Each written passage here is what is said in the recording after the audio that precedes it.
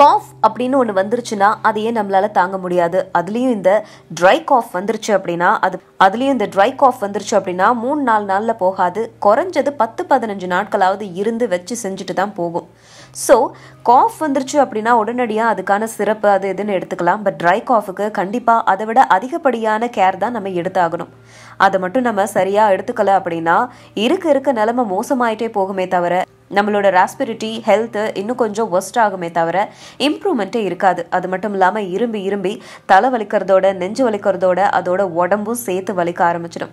So இதுக்கு பல remedies இருக்குது. ஆனால் நீங்கள் நேச்சுரலாக ஒரு ரெமெடி போகணும் அப்படின்னு ஆசைப்பட்டீங்கன்னா அதுக்கும் ஒரு பெஸ்ட் ரெமெடி இருக்குது. அதுதான் துளசி டீ. நம்ம எல்லாருக்குமே தெரியும் துளசி அப்படிங்கிறது ஃபுல்லாக மெடிசினல் ப்ராப்பர்ட்டிஸோடு சேர்ந்து வந்த பேக் அப்படின்னு சொல்லிட்டு.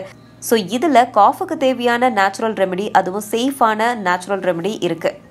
ஆயுர்வேதத்தில் துளசி லீவ்ஸோ இல்லை அதனுடைய சீடோ சேர்த்து செய்யப்பட்ட கன்காஷன்ஸை நிறைய மருத்துவத்துக்காக யூஸ் பண்ணியிருக்காங்க. ஸோ காஃபுக்கு இது ஒரு பெஸ்ட் பார்ட் அப்படின்னும் சொல்லப்படுது.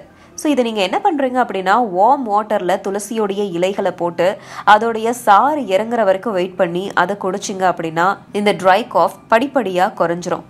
இது காஃபுக்கு மட்டும் இல்லாமல் கோல்டு, மைல்டான ஃபீவர் இது எல்லாத்துக்குமே யூஸ் பண்ணப்படுது. இது அலர்ஜிஸ்க்கும் லங் டிசீஸ்க்கும் கூட யூஸ் பண்ணப்படுது.